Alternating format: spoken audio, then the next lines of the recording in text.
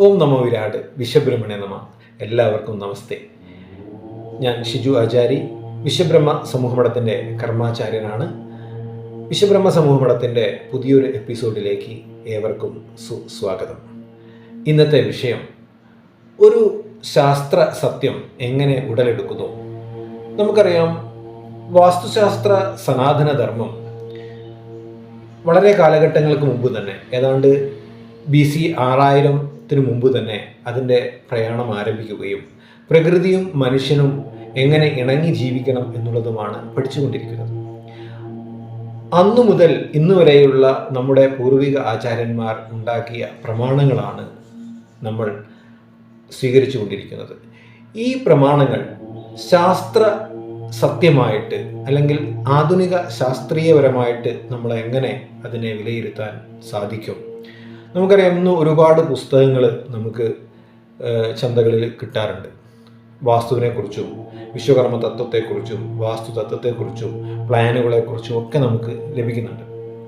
ഇത്തരത്തിൽ നമുക്ക് ലഭിക്കുന്ന പുസ്തകങ്ങളിൽ അനവധി പ്രമാണങ്ങൾ, നമ്മൾ ഒരു കാര്യത്തെക്കുറിച്ച് തന്നെ, ഇപ്പോൾ ദിശകളെക്കുറിച്ച് തന്നെ പ്രമാണങ്ങളുണ്ട്, നല്ല ഭൂമിയെക്കുറിച്ചുള്ള പ്രമാണങ്ങളുണ്ട്, അതുപോലെ തന്നെ സംസ്കൃത ശ്ലോകങ്ങൾ 2 രീതിയിൽ തന്നെ വ്യാഖ്യാനിക്കപ്പെട്ട പ്രമാണങ്ങളുണ്ട്. അപ്പോൾ ഇതെല്ലാം ശരിയാണോ എന്നെങ്ങനെ പരിശോധിക്കാം എന്നുള്ളതാണ് ഇന്ന് വിശദീകരിക്കുന്നത്.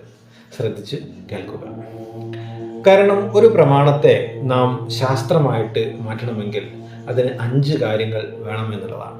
അതിലൊന്നാമത്തെ കാര്യം യുക്തി എന്നുള്ളതാണ്. രണ്ടാമത്തത് പ്രായോഗികത എന്നുള്ളതാണ്. മൂന്നാമത്തത് സ്ഥിരം എന്നുള്ളതാണ്. നാലാമത്തത് മാനദണ്ഡം എന്നുള്ളതാണ്. അഞ്ചാമത്തത് സാർവത്രികം എന്നുള്ളതാണ്. നമുക്ക് ഓരോന്നും നോക്കാം. എന്താണ് യുക്തി? അതായത് ഒരു കാരണത്തെയും ഒരു ഫലത്തെയും അടിസ്ഥാനമാക്കിയായിരിക്കണം ഓരോ പ്രമാണങ്ങളും ഉണ്ടാക്കേണ്ടിയിരിക്കുന്നത്. അതായത് ഒരു കാരണം വേണം, എന്തിനു വേണ്ടി ആ പ്രമാണം ഉണ്ടായി, ആ കാരണത്തോടു കൂടി തന്നെ അതിനൊരു ഫലം, അതിനൊരു ഔട്ട്പുട്ടും ഉണ്ടായിരിക്കണം. അതാണ് ഒരു പ്രമാണം എന്ന് പറയുന്നത്. ഉദാഹരണത്തിന് ഒരു മുഴക്കോൽ പ്രമാണം എന്ന് പറഞ്ഞാൽ, മുഴക്കോൽ, കിഷ്കുവിൻ്റെ മുഴക്കോൽ എന്തിനുണ്ടാക്കി, അതെന്തിനു വേണ്ടി ഉപയോഗിക്കുന്നു എന്ന് പറയുന്ന ഒരു പ്രമാണമുണ്ട് എങ്കിൽ അത് എന്തായിരിക്കും? അത് ശാസ്ത്രീയമായിരിക്കും എന്ന് നമുക്ക് വിലയിരുത്താം. രണ്ടാമത്തത് പ്രായോഗികം. നമ്മളെ പ്രമാണങ്ങളൊക്കെ നമുക്ക് പ്രയോഗത്തിൽ വരുത്താൻ സാധിക്കുന്നതായിരിക്കണം. അത് അപ്രായോഗികമായിരിക്കരുത് എന്നുള്ളതാണ്. നമ്മളൊരു ശ്ലോകം ചൊല്ലി ഒരു കണക്ക്, നമ്മൾ ഒരു വഴിക്കണക്ക് ചെയ്യും പോലെ നമ്മൾ ആ ശ്ലോകം ചൊല്ലി അതിലൂടെ പോയി കഴിഞ്ഞാൽ നമുക്ക് എന്ത് ചെയ്യണം? അത് പ്രയോഗത്തിൽ വരുത്താൻ വേണ്ടി സാധിക്കണം. മൂന്നാമത് സ്ഥിരം. ഇത് ഒരു സമയ തടസ്സത്തെ അല്ലെങ്കിൽ സമയത്തെ ഇല്ലാതാക്കുന്നതല്ല, അതായത് തടസ്സപ്പെടുത്തുന്നതല്ല. അതായത് നമുക്കറിയാം, സ്ഥിരമായിട്ട് നമുക്ക് ഉപയോഗിക്കപ്പെടാവുന്നതാണ്. കാരണം എന്താ വെച്ചാൽ, നമ്മളിപ്പോൾ ഒരു 5 or 6 പേജ് കൊണ്ട് വിവരിച്ചു തരുന്ന ഒരു സാധനം വളരെ ചുരുക്കി 4 or 5 പദങ്ങളിൽ അല്ലെങ്കിൽ 4 or 5 ശ്ലോകങ്ങളിലാക്കിയിട്ട് നമുക്ക് തരുന്നതിനെയാണ് നമ്മൾ സ്ഥിരം സംവിധാനമായിട്ട്, നമുക്ക് ചെറിയൊരു പുസ്തകത്തിലോ ഒരു പോക്കറ്റ് ഡയറിയിലോ എഴുതി കൊണ്ടുപോകാൻ പറ്റുന്ന രീതിയിലായിരിക്കണം പ്രമാണങ്ങൾ ഉണ്ടായി. അത്രയും സിമ്പിൾ ആയിരിക്കണം എന്നാണ് അതിൻ്റെ അർത്ഥം.